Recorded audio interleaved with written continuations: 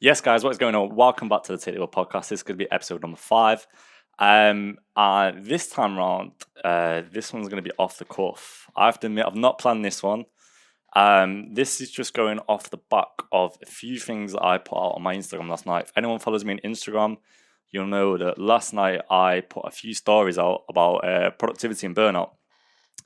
Because I think at the moment in society, there's this kind of hustle culture where hustling and working until fucking daft hours in the morning it's kind of been like romanticised, and it seemed like it's kind of a virtue signal of, oh, look at me, I'm working till 11 o'clock at night. I've not even I've ate my lunch by my desk.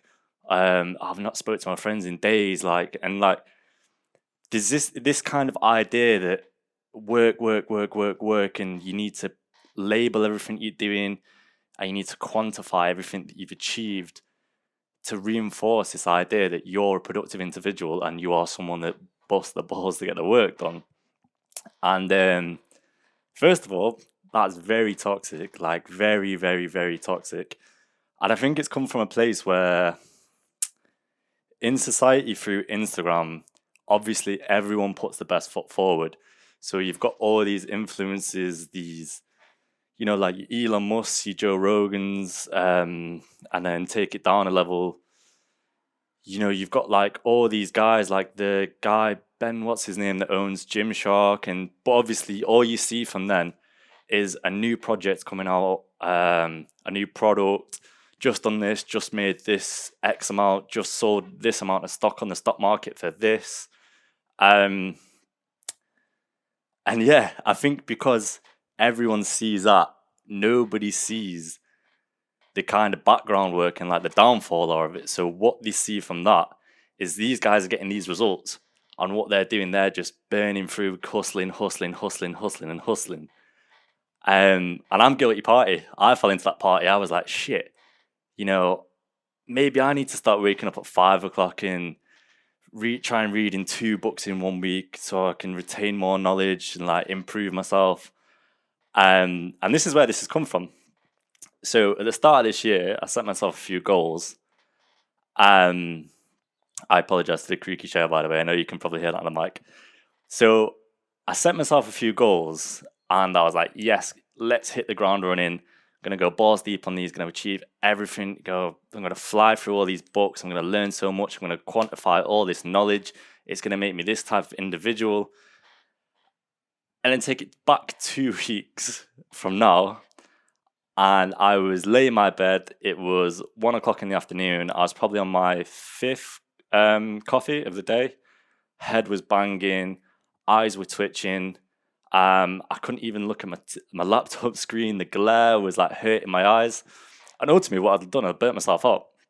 I got myself in a place where I wasn't exercising, I wasn't eating correctly, and I wasn't sleeping. I was waking up at 5 in the morning, and every hour of my day was structured. Every hour of my day, every minute of my day had something in it that I thought I needed to do to then become a better person.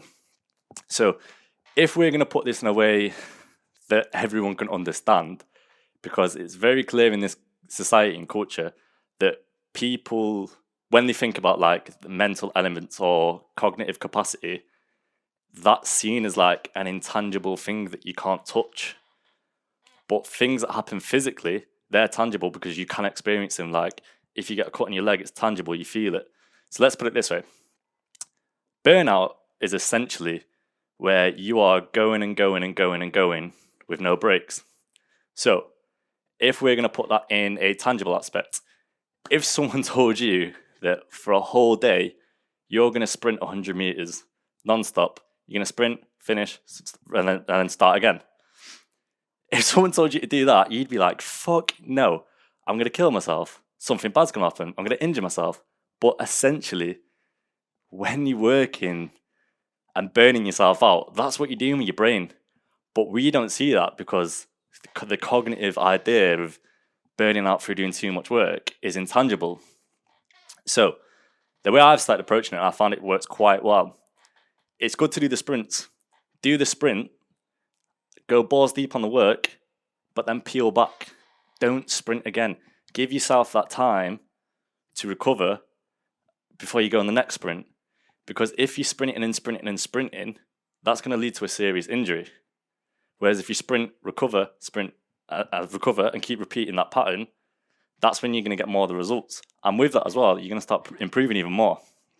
So I think it is really important that people kind of acknowledge this and that there be a bit more transparency around this hustle productivity kind of culture. Because ultimately, if you're working yourself to a point that you're going to drop, like I did, and I slept for a total of 16 hours after I had my fifth cup of coffee, and even the next day I wasn't myself. I felt like hungover, dehydrated. And if you're going to do that, essentially think about it. The whole time that you've spent grafting, waking up at 5 o'clock, filling every single minute of your day, you've come to a point there where you've then wasted 2 days because you've crashed and you've had to recover. And there's this quote by David Allen, and I'm really hoping I don't butcher it, but he says, your ability to deploy power is directly proportionate to your ability to relax. So what he's saying there, same as the sprint principle. If you want to sprint and go balls deep on some work, you need to peel back to recover. And I think that's what everyone needs to understand. You need to recover. And I think that's the main emphasis of what I'm trying to do with this video here. It's to get people to a place where, yes, it's okay to have a break. Yes, it's okay to sleep. It's not weak. And everyone works on their own clock, and everyone's different as well. So just like you wouldn't put diesel in a petrol car because that's not gonna work. So one person waking up at 5 o'clock, it's gonna work for them. That's the diesel going in their diesel car. You waking up at 5 o'clock, you're a petrol car, and putting that diesel in there in terms of waking up at 5 o'clock, that's gonna fuck you up. So I think with anything in life, with these kind of like, I don't know, like the systems or practices, what you need to do is kind of like a pick and mix. No one person has the same pick and mix. Everyone puts different sweets in their bag. So what you need to do, there's the bin men interrupting me, that's nice. So what you need to do is make your own pick and mix. Take different bits of these systems that you see or that you've learned, try them out for yourself and see what works best for you. But don't do one thing just because it's working for someone else and they're seeing success through it. Because that's their diesel and you're a petrol car, and their diesel isn't going to work in your petrol car.